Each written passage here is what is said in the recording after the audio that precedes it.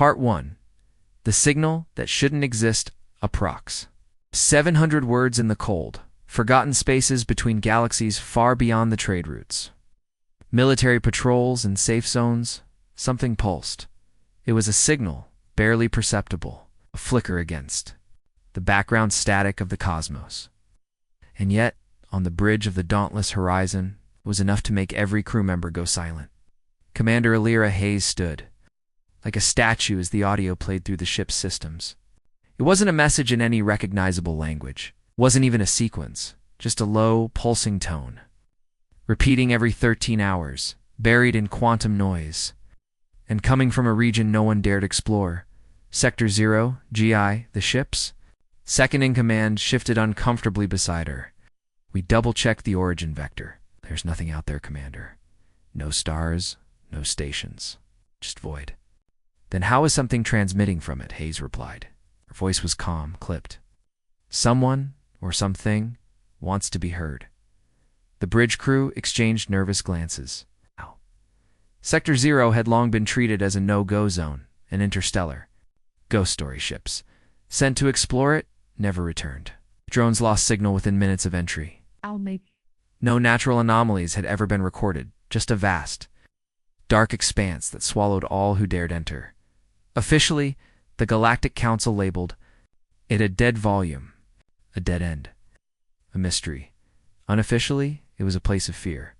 But humans didn't flinch from mysteries. They weren't bred to obey the whispered warnings of bureaucrats or ancient alien superstition. Where others saw danger, they saw a challenge. Commander, Hayes made her decision with characteristic resolve. We investigate. Plot a course. The crew hesitated, but they obeyed. They always did. Elira Hayes was a former war hero, a strategist, one of the few people that Council hadn't been able to silence after the Kiralan front. If she said they were heading into the most dangerous void in known space, then that was exactly what they were going to do.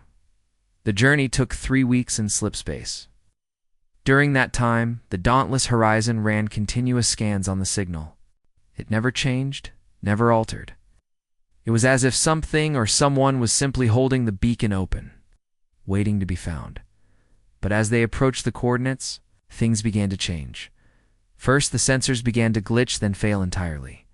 Next, the onboard AI began receiving corrupted data strings and languages it didn't recognize. By the time the ship emerged from slipspace, all long-range communication was offline. The stars were gone, literally. Sector 0 lived up to its name. There was no starlight, no celestial bodies, just an overwhelming darkness that swallowed everything, until something appeared on the main display. A ship, no. Not a ship, a structure. A monument, a leviathan made of matte black plating and strange, interlocking geometries. It floated silently, its form barely illuminated by the emergency lights of the dauntless horizon. There were no engines, no lights, no visible signs of life. But it was there. Massive. Still waiting. Is that man-made? What? One of the crew whispered. No, Gine said softly. That thing makes our dreadnoughts look like toys. It's not in any database. Hayes narrowed her eyes. It's not alien either. The bridge went quiet. How can you tell? Someone asked. She zoomed in on a patch of hull near what looked like the ship's dorsal spines. Faint markings worn by time but unmistakable. To the trained eye, glyphs resembling ancient human symbology. Not modern Terran. Something far older. This ship has human design influences. But no human could have built this knot with our current tech. Not even close, Hayes muttered. Gine looked at her. That's what he's saying. I'm saying, Hayes said. We just found a ghost from our future. Or maybe our past. They dubbed it the Black Ship. Over the next few hours, drones were sent to scan it. Everyone failed. Docking attempts were repelled by an unseen force. Yet as the crew studied its surface, a slow realization crept over them. This vessel wasn't lost. It was buried, hidden in the void where no one would look. And somehow, despite the darkness, the silence, it was calling to them. Hayes stood, alone in her quarters that night, staring out at the black silhouette hanging in space like a monument to some forgotten war. Something deep inside her stirred. Not fear, not awe. Something more primal. Recognition. End of part 1. Part 2. Boarding the Beast Approx. 700 words. The black ship hung in the void like a leviathan fossil, ancient, silent, and utterly alien. No light escaped its surface. No signals emanated from it, but the sense of presence it exuded was undeniable. It was watching them after 2 days of failed drone scans and repeated AI crashes. Commander Alira Hayes made a choice few in the galaxy would dare. "We're boarding it," she said flatly. Lieutenant Jean blinked. "The drones couldn't even land, and you're suggesting we send people in?" "We didn't come this far to stare at a shadow," Hayes replied. "I'll lead the team myself." The boarding party consisted of 6 carefully selected individuals. Commander Hayes, Lieutenant Jane, 2 Terran Marines, an engineer named Solus, and Dr. Nadira Voss, a xenolinguist from the Terran Science Directorate. Each wore adaptive deep space armor loaded with enhanced filtration, low-gravity stabilization, and quantum AI modules, though few trusted the ship's corrupted AI systems anymore. They approached in a drop pod modified for manual docking. The moment the pod made contact with the black ship's hull, something changed. The energy field that had repelled drones vanished. The hole previously seamless opened with a low groan, revealing a narrow tunnel of shifting metallic walls. It was as if the ship had waited for humans specifically, and now welcomed them inside. Solus swallowed hard. That's not creepy at all. Inside, the temperature dropped sharply. Lights flickered in patterns that didn't follow any human or alien logic. The architecture made no sense. Doorways were 15 meters tall, and the corridors curved at impossible angles like the entire ship had been designed for a species that didn't obey the rules of physics. The walls shimmered faintly, covered in patterns that looked like circuitry or maybe scripture. "There's no dust," Dr. Voss whispered. "No decay. No organic residue. It's like it's been preserved in time." The deeper they went, the more reality itself seemed to bend. They saw movement in the corners of their vision, shadows that didn't cast from anything. Once, Giant spun around, swearing he saw a figure behind them. But no one else had. And yet the sphere kept pulling them forward.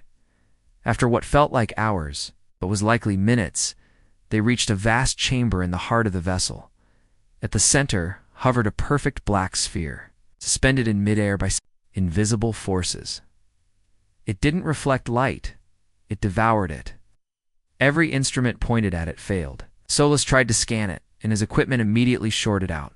Then the glyphs on the walls changed. They moved, shifted, evolved. Before their eyes, the alien symbols began rearranging into language, his first familiar ones, then older, more obscure ones, and finally, Terran English. Dr. Voss gasped. This is impossible. These symbols, some of them match early human protoscripts, prehistoric lost languages. This ship knows us. A deep vibration rolled through the chamber, and then the shadows came. They didn't walk. They didn't float. They flickered like holograms projected by a broken mind. Silhouettes in motionless space, not organic, not mechanical, something in between. The Marines raised their weapons. "Orders, Commander? Hold fire," Hayes said, stepping forward. The shadows didn't attack. Instead, they stood around the sphere, their bodies semi-transparent and glitching like echoes refusing to fade. When one turned its head toward Hayes, the sphere pulsed, and words appeared on the walls. "You are not the first." The room dimmed. Solus suddenly clutched his head and collapsed, screaming. Blood poured from his ears as his neural implant sparked. Violently, Dr. Voss rushed to him, scanning. He's being flooded with data gigabytes of compressed language, imagery, concepts. His brain can't handle it. Then the walls pulsed again. "You were erased." Giant looked up. "What does that mean?" More words followed, slowly, deliberately. "We found you. We feared you. We sealed." The sphere's hum grew louder, Commander. Hayes, now pale, stepped forward. "You're saying humanity was hidden in purpose? The shadows didn't respond, but the message was clear. The chamber fell silent again. The glyphs faded. The shadows receded. Hayes looked around the chamber, at the floating sphere, the alien language that had somehow known how to evolve into Terran script, and the ancient hall that had seemingly waited for humans to return. The black ship wasn't just some derelict ruin. It was a vault holding secrets about humanity's forgotten history, sealed in the deepest part of space, far from prying eyes, and now, for reasons unknown, it had chosen to open. End of Part 2. Part 3. What Sleeps in the Void approx. 700 words. The air in the chamber was thin. The shadows that had flickered into existence now pulsed faintly in the dark, less like beings, more like imprints left behind by something vast and intelligent. Commander Hayes stood frozen, processing what the glyphs had just revealed. You were erased. We sealed you. Those 4 words had shaken her more than any weapon ever could. Solus lay unconscious on the floor, his neural implants fried. From a data surge, he couldn't begin to interpret. Dr. Voss struggled to stabilize him, while Lieutenant Jean scanned for threats that couldn't be seen, only felt. We came looking for a mystery, Jean muttered, and found something that's been waiting for us for millennia, Ohei said quietly. It hasn't been waiting, it's been watching. The floating black sphere pulsed again, this time not with words but with images. Projected directly into their minds, each member of the boarding party went silent. The visions came like lightning strikes. It's impossible to contain or process, yet burned into memory all the same. A shattered world, one that looked like Earth, but wasn't. Craters from energy weapons. Sky split by orbital bombardment. Entire cities wiped from existence. Then people, human-like, but not quite modern, tail-skinned, bronze-eyed, wearing advanced armor that shimmered in spectral light, warriors, scientists, children, and then darkness, not death, but something worse. Erasure. Whole civilizations vanished not from war, but from deliberate concealment. Their worlds cloaked, their histories unrecorded, their genetics spliced into isolated lines. Earth, it seemed, had been one such seed. It wasn't the origin, it was a fragment. Dr. Voss gasped as the visions receded. My God.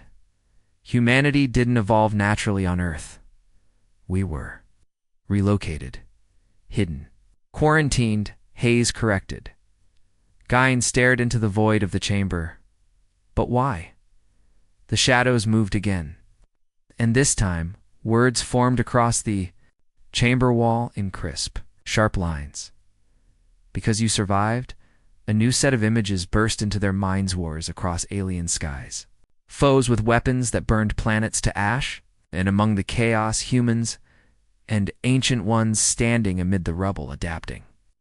Evolving, they refused to die, no matter what the elder species threw at them. Humanity learned, changed, returned stronger. Other races began to fear them, and so decision was made not to destroy but to seal them. A group of elder civilizations, wielding knowledge beyond comprehension, hid the humans across remote sectors of the galaxy. Some were genetically regressed.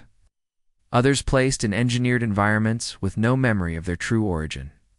Earth was just one of many, but something had gone wrong. Humanity, even diminished and isolated, had risen again. And now, with the dauntless Horizon's arrival, the long-held secret was unraveling. Hayes stepped forward, staring into the floating black sphere. What are you? She asked. A vault? A weapon? A warning? The shadows swirled. We are the keepers. We watched. Now, we fail. The message hung heavy in the air. The black ship had once functioned as a surveillance station. AI-bound entities assigned to observe, analyze, and contain the human resurgence. But time and entropy had degraded its systems. The ancient consensus, the one that had hidden humanity, was falling apart. And worse still, others were coming. The shadows warned them in a final surge of images. Other black ships. Other hidden sites. Some awake, some corrupted, and some already breached. Jine clenched his jaw. We were never alone. We were just denied, Dr. Voss added. And now, they'll know we've returned. Back aboard the dauntless Horizon, the crew watched in disbelief as systems began to reboot. The ship's AI, previously corrupted, returned online except now it contained vast streams of alien knowledge. It's unlocked by contact with the sphere. Course. Charts appeared, pointing to unlisted systems, coordinates to other vaults. And more troubling, fragments of defensive protocols from long-dead civilizations. Specifically designed for containing humanity, Hayes stood on the bridge, processing. Everything they feared us, she whispered. Jine looked over, and they were right too. Back in the chamber, the shadows faded one by one, but not before one final line etched itself into the far wall. The void remembers, will you? The crew left the black ship in silence. It did not follow. It did not close. It simply remained adrift. In the dark, a relic of a galactic crime that had shaped the course of human history. For Hayes, it was no longer just a mission of exploration. It was a call to reclaim everything that had been stolen. Humanity hadn't just been erased. It had been feared, and that fear was returning. End of Part 3. Part 4. The Choice of Shadows Approx. 700 words, the dauntless Horizon floated silently in Sector 0, its systems flickering with new energy and old code. The crew wandered the halls in stunned silence, trying to reconcile what they had seen. Aboard the black ship, what they had learned. The truth had hit like a planetary bombardment. Humanity had been sealed away, not out of pity, not because they were weak, but because they survived everything that the galaxy threw at them. Because they evolved too fast, adapted to easily. Because, when crushed, they always rose stronger. It wasn't a fear of what humans were. It was fear of what they might become, Commander. Lyra Hayes stared at the strange data now embedded within the dauntless Horizon systems. Maps, logs, genetic keys, and dormant protocols, remnants of a long-dead consensus to hide the truth of humanity's origin. The AI, still recovering from its overload, now displayed encrypted files in languages no one had ever seen on Earth. In her quarters, Hayes reviewed the information the shadows had granted them. Ancient records from alien empires. Species long extinct. Coordinates to hidden vaults across the galaxy, H holding secrets sealed by the same. Council of elder races that had erased humanity's past. But more urgent than all of that was the final warning: others were awakening. Other black ships. Other truths. And some were not friendly. Back on the black ship, Hayes returned, this time alone. She moved through the dark halls without fear. Somehow, the vessel had accepted her. No systems fought her presence now. Lights flickered softly, guiding her back to the heart chamber. Where the black sphere still hovered, waiting, the shadows returned. But now, they were different. Less like guardians, more like witnesses. Hayes stepped into the chamber, the weight of 1,000 unspoken histories pressing down on her shoulders. You sealed us, she said, her voice steady. You feared what we were becoming? The shadows didn't answer. But now you're dying. Your systems are breaking down. Soon, whatever you were will fade into the dark. Still silence. So here's what I need to know. Why show me all this? Why let me in? Why now? The sphere pulsed. Glyphs etched into the walls once again. But this time, the message wasn't a warning. It was a choice. Assume the burden or abandon the void. Hayes clenched her jaw. You want me to take? Your place, she said. The sphere spun faster, emitting low waves of gravity pulses that resonated in her bones. The choice was clear. The Watchers had failed. The systems once meant to contain or monitor humanity were breaking, and the shadows' remnants of one's great minds encoded in this vessel had determined that only a human could continue there. Legacy, but not to contain others, to awaken the truth. A final set of glyphs spiraled across the room. Humanity is no longer a threat. It is a decision. Hayes hesitated. She remembered the flashes, the burning skies, the lost cities, the other human-like colonies destroyed or buried. The elders had feared what humanity would do with full knowledge of itself, but now Those secrets were spilling open. Someone had to lead the reckoning. She placed her hand on the black sphere. In that instant, connection formed. Memories not hers rushed into her mind. Images of the first sealing, of galactic councils trembling in the face of human defiance, of the vote to erase an entire species from history. She saw worlds hidden with cloaking fields, humans reduced to primitives, and great vaults buried deep in asteroids. She saw Earth. She saw why Earth had been chosen, distant, isolated, rich in adaptive potential. The best chance to start over without triggering the galaxy's defenses. And she saw the Shadow's final hope, that one day humanity would awaken without vengeance, that it would lead, not destroy. When Hayes opened her eyes, the chamber had changed. The Shadows bowed, not in worship, in recognition. Back aboard the dauntless Horizon, the ship's systems surged to life. Long-range communication returned. Engines powered up with efficiency never before seen. The AI, now fused with alien code, greeted the crew with a new tone. "Commander Hayes has assumed the mantle," it announced. Jine blinked. "What mantle?" Before anyone could answer, the ship projected a new star map, one that didn't match. Any known charts? Hundreds of blinking points of light, each a vault, each a mystery.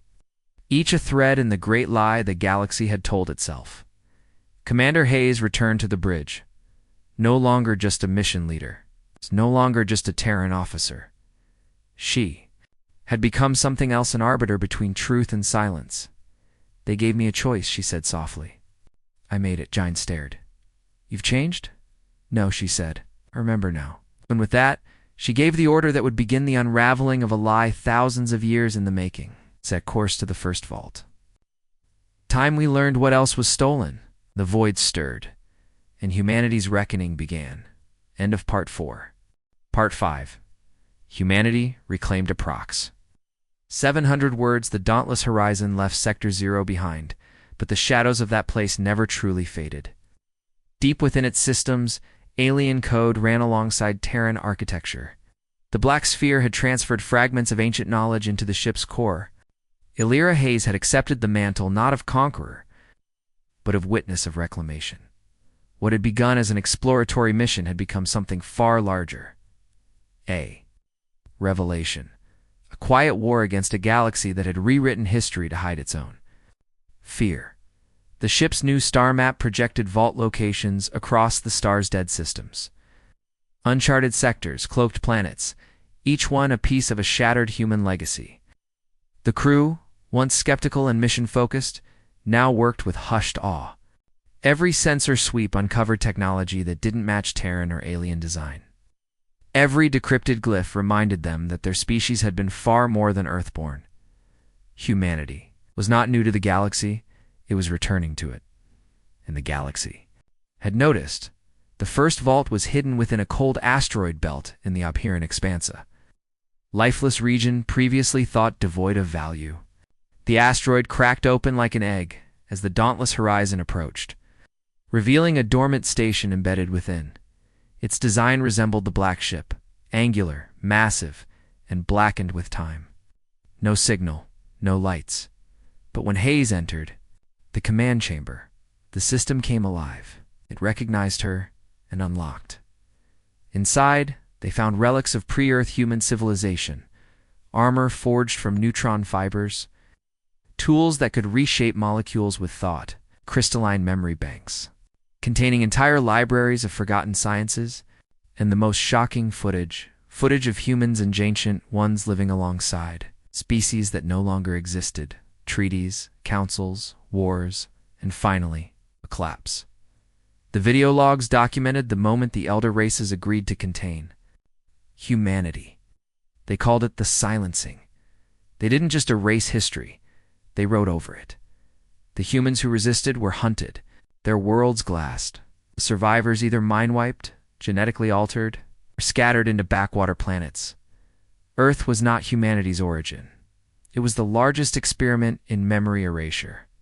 News of the Dauntless, Horizon's discoveries spread quickly through Terran command, Despite attempts by certain council-aligned factions to suppress it, the galactic powers, long believing Earth was a minor power, now faced an uncomfortable truth. Humanity was no longer just a race of clever survivors. They were a returning anomaly, and they were uncovering the lies. Some empires grew anxious, others furious. A few began dispatching fleets toward vault coordinates in hopes of securing or destroying evidence before humanity could arrive. But they were too late. Hayes had activated more than just a network of vaults. She had triggered a chain reaction. Other black ships across the galaxy began to wake. Some responded to human presence. Some responded violently to anything else. Commander Hayes addressed the Terran High Council via secure link. "We are no longer who we thought we were," she said. "And we're not what they feared. We're something more. They buried our past. Out of fear, we'll rise from it with purpose." "Are you proposing war?" Counselor asked nervously. Hayes stared into the camera. "I'm proposing we reclaim what was stolen. If war is the only language the galaxy understands, we speak it fluently. But this isn't conquest. This is memory." Over the next months, the Dauntless Horizon led expeditions to more vaults. At each one, humanity's capabilities surged. Gene-editing sequences, lost propulsion models, defense platforms buried in time, all returned to human hands. Some of the vaults even had cryopreserved humans from before the silencing. A few survived revival, and with them came stories of the fall, of the betrayal, and of the promise that one day humanity would reclaim its legacy. That day had come. The final scene took place on a broadcast, shared across human colonies and intercepted by alien empires alike. A Terran fleet, now equipped with awakened vault tech, appeared in orbit above Galzec Prima, Council-Line planet where one of the oldest surviving elders resided. They had tried to wipe the records of the vaults. They had tried to deny the truth, but it was too late. Hayes stood on the bridge of the Dauntless Horizon, watching the planet spin below. "We were scattered," she said. "Erased, denied." She looked at her crew, her fleet, and beyond that, the billions now watching across space. "Now we remember." The signal cut and the stars shifted. Humanity was no longer the underdog. It was no longer forgotten. It was the reckoning. The galaxy had tried to bury them in the void, but the void remembered, and now, so did they. End of Book 1. Shadows of the Void.